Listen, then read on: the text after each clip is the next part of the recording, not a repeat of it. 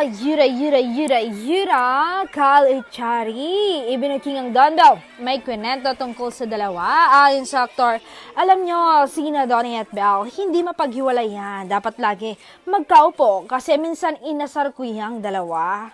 Nauna kasing umupo si Belle at nung nakita ko si Belle na mag-isa, bigla akong umupo doon sa tabi niya. Nagulat itong si Donnie pero andun pa rin siya sa harap namin ni Belle. Ayaw iwan ng girlfriend. Di ba alam niyo na, ang sweet-sweet, parang mag-asawa, kinikilig ako talaga sa kanila.